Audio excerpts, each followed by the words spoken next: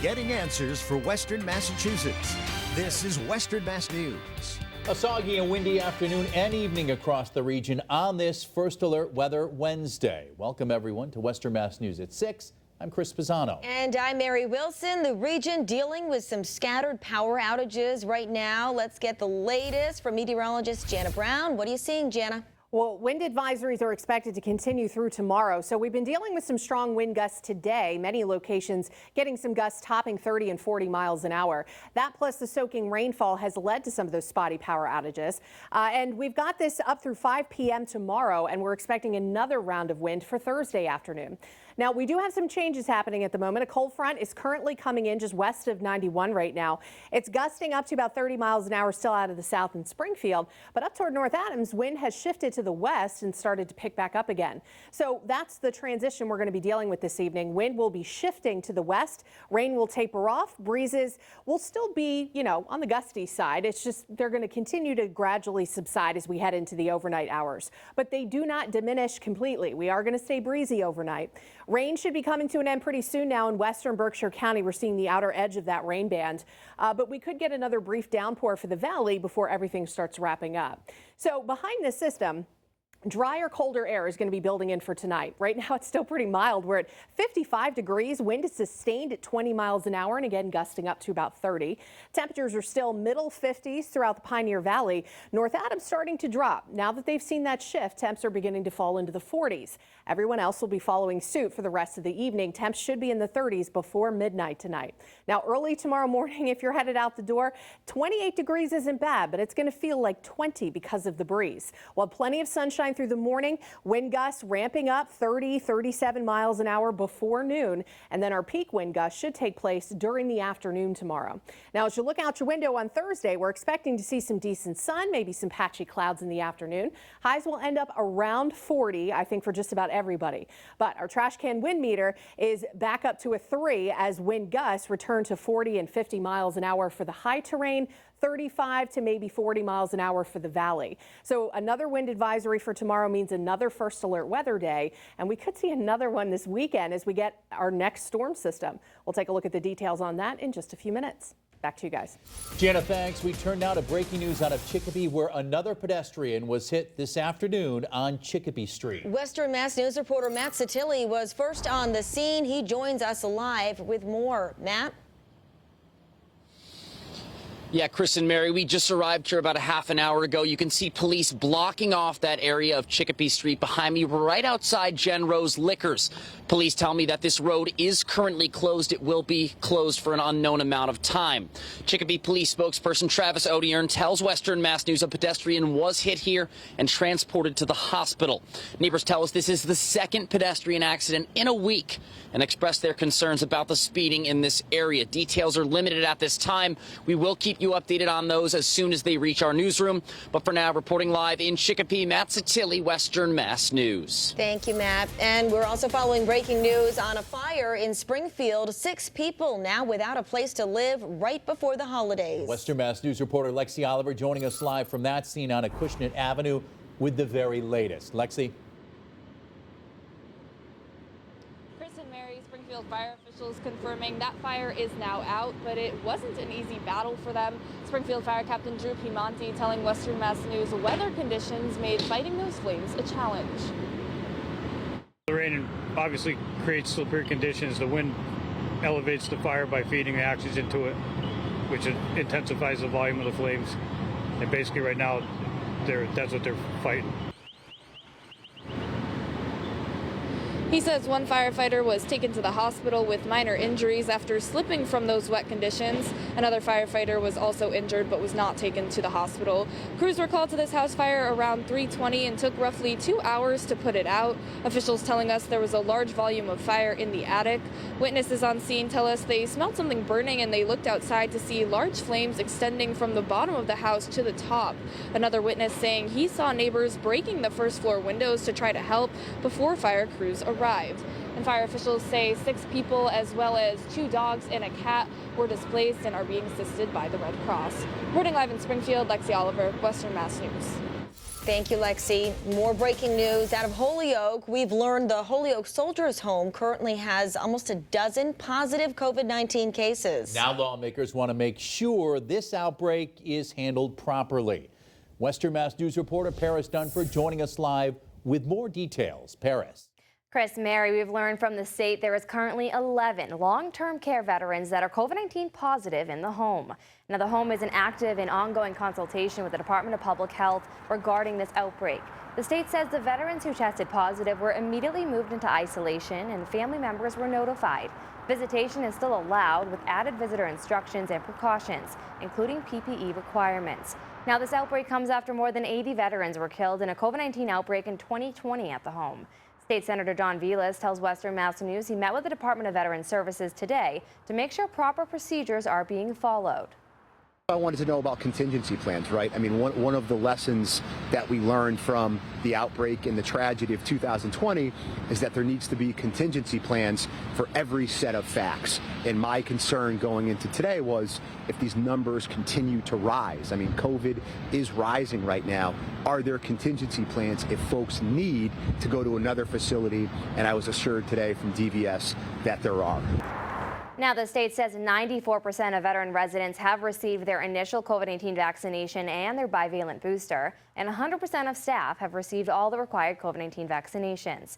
Now, we did receive an email that was sent out to families today asking them to avoid in-person visits if possible at this time, and if they do, to wear an N95 mask. Now, this is obviously a developing situation that we will continue to watch closely and bring you the latest details. But for now, reporting live in studio, Paris Dunford for Western Mass News. Paris, thank you for that live report. And now to the latest out of Boston, where the British royals, Prince William and Princess Kate, are visiting for the first time. Western Mass News reporter Kristen Burnell has been there all day long, and she joins us live now with more. Kristen. Chris and Mary, it has been a very busy and exciting day here in Boston as Prince William and Princess Kate arrived for day one of their 3-day trip to the Bay State. The two greeted the public here at City Hall alongside Boston Mayor Michelle Wu. Prince William addressing the rain-soaked crowd a short time ago. And may I say thank you to all the hardy Bostonians braving the rain this evening. Catherine and I are absolutely delighted to be with you today for our first engagement in the great city of Boston. As we start the countdown to the Earthshot Prize Awards this Friday. As for what's next, the Royals are scheduled to stop by organizations in Boston tomorrow, including Greentown Labs in Somerville, the Center on the Developing Child at Harvard University, and the JFK Presidential Library and Museum. And on Friday, the Prince and Princess of Wales will conclude their 3-day trip here in Boston. For now, reporting live in Boston, Kristen Burnell, Western Mass News. Kristen, thank you for that live report. Now, coming up after the break on this Wednesday, a well-known member of the community is honored as a hero today. Coming up, we have Hyundai Salute to Heroes. And we're continuing to help the Marines with their annual Toys for Tots collection. You can drop off new unwrapped toys at our Liberty Street studios in Springfield. Stay tuned as we check in to see how the collection is going. We've got one system that's getting ready to move out tonight, and our next one's already hitting the Pacific Northwest, and there's another one following that. We'll take a look at your extended forecasts next.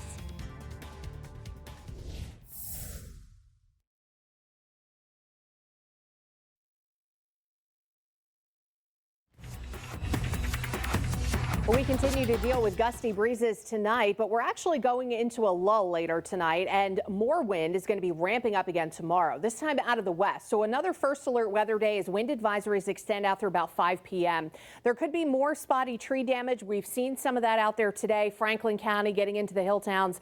Quite a few power outages earlier in Longmeadow. I haven't actually checked to see if those have started to get restored yet, but you know, it's isolated, and that's what we're going to be dealing with again tomorrow is wind gusts max out around 35 to 45 miles an hour. May get a few isolated gusts to 50 in the northwest hills, but I don't think the valley will get that strong again. And, you know, that could lead to the same issues we're facing today. Now, today, all over New England, everybody is under wind advisories. There's even some high wind warnings out along coastal Maine and some lake effect snow warnings out across western New York. So it's a big system impacting a lot of people. Now, we have gotten some of that storm damage reports. Taking a look at two of them, Sunderland and also Gill, pretty much the same story. flurry, how trees have come down, some on power lines. And again, we are seeing some spotty power outages here because of this system. Now, the rain has been ongoing most of the afternoon, but we're now seeing the edge of it move into Berkshire County. On the backside, some lake effect snow bands have already gotten started in western New York, and some of those could come into Berkshire County during the overnight. Your 24 showing rain exiting by 8 p.m. and then skies will partially clear. Temperatures cool off in a hurry, too. We're going to be dropping back into the 30s well before midnight. And then during the overnight, some patchy clouds on occasion, but overall fair skies for the valley. Temperatures by sunrise dropping down to either side of 30 degrees. However, because we'll be dealing with wind, which won't be, advisory level, but it will definitely still be blustery. Expected to feel closer to 20 degrees in the morning. So that wind chill is going to be a little rough tomorrow. We'll have a lot of clouds for the Berkshires, not much cloud cover for the valley. And the Berkshires will likely be dealing with some snow bands tomorrow. So there could be some minor accumulation, especially getting in to the northern part of the county up toward the Route 2 corridor. Western Franklin County, you may get a little bit of snow accumulation. Valley will stay dry, maybe a couple of flurries if we're lucky, otherwise just partly cloudy.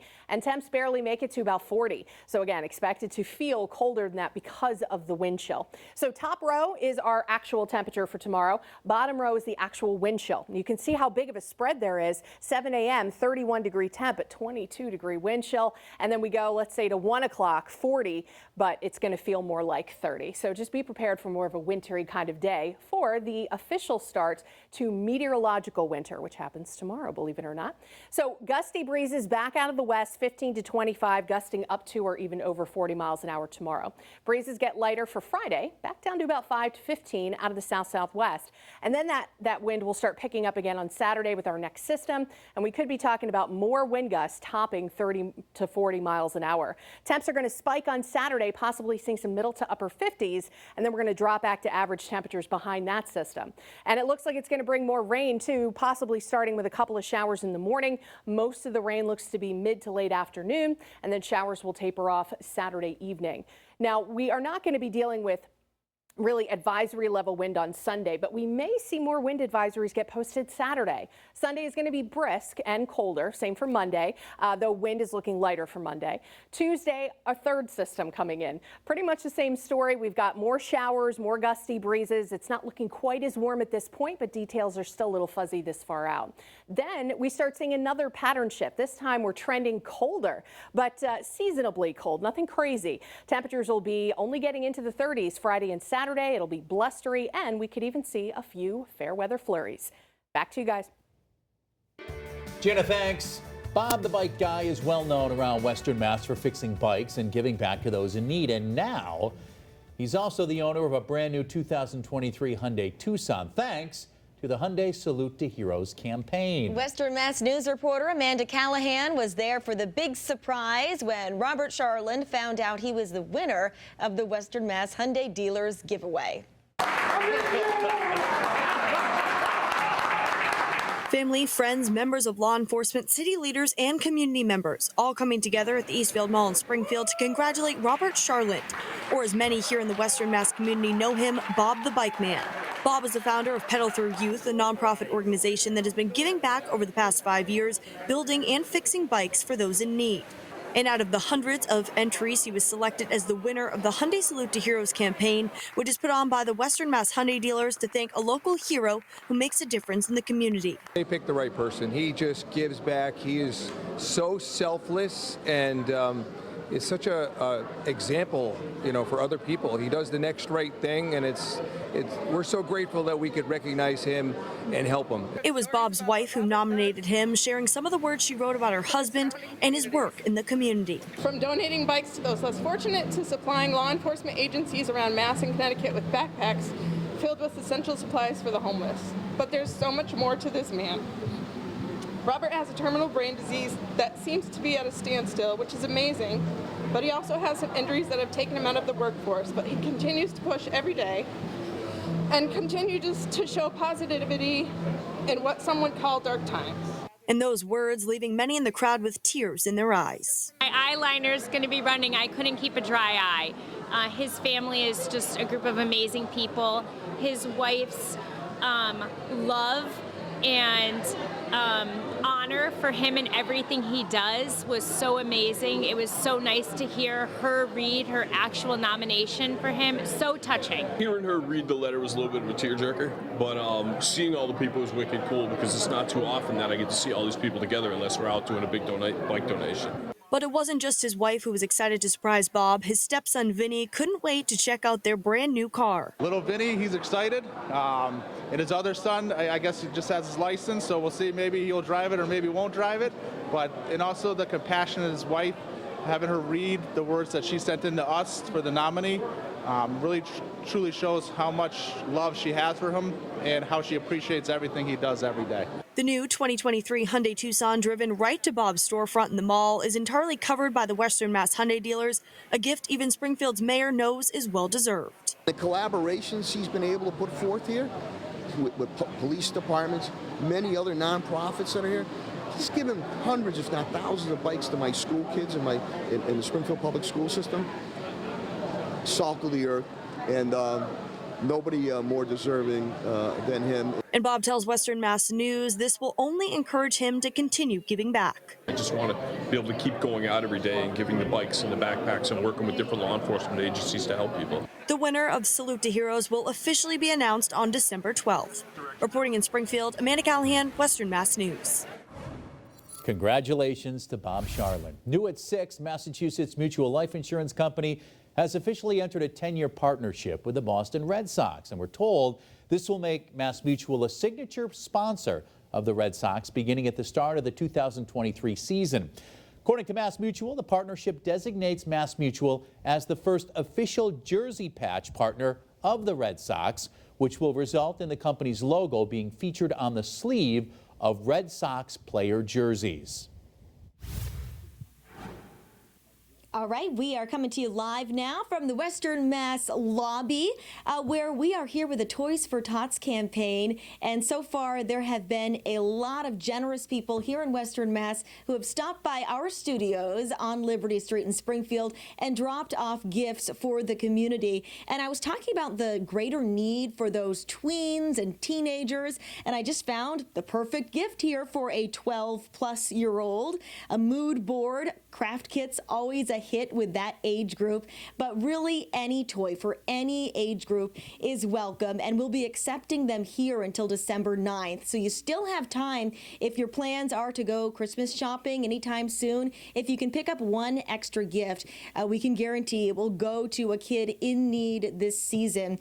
Let's give you some of that information because this isn't the only place where you can donate. You can also stop by MGM Springfield 24/7 and drop off your gift there, or again here at our Western Mass News studios, 1300 Liberty Street between 9 a.m. and 5 p.m. We want those new toys unwrapped so you don't have to worry about wrapping them up. Bring them here and we'll make sure that they get to a kid in need this holiday season. Feels great to give back, and it feels great to see all the toys here that have already been donated for such a special cause. Back to you. Holiday festivities are underway in Deerfield. Western Mass News taking you town by town next.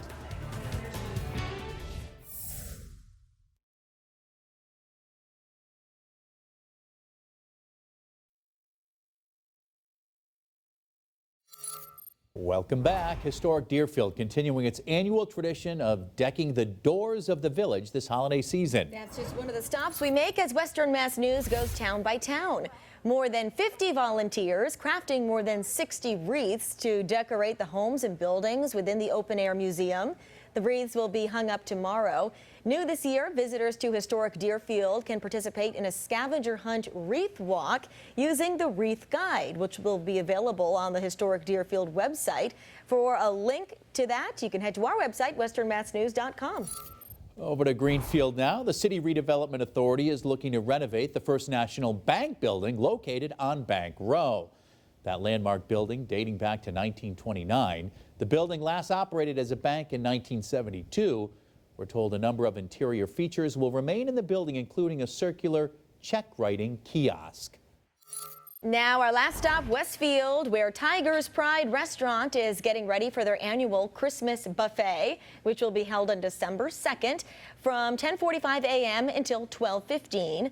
Tiger's Pride is run by the culinary arts students of Westfield Technical Academy. The restaurant is open to the general public Wednesdays, Thursdays, and Fridays. When we come back, Jenna has one last look at our First Alert rainy forecast.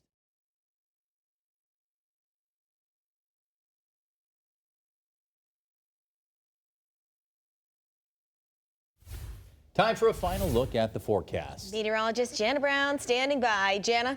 Well, guys, our cold front's coming through right now, and rain is coming to an end behind the front. Berkshire County, the western edge, is already starting to see showers lighten up a little bit. Southern Green Mountains has some mixing going on with a little bit of wet snow coming in right at the tail end of this system. And out ahead of the front, there's actually a severe thunderstorm warning in southern New Hampshire right now for the last day of November. It's unusual, but I guess it happens.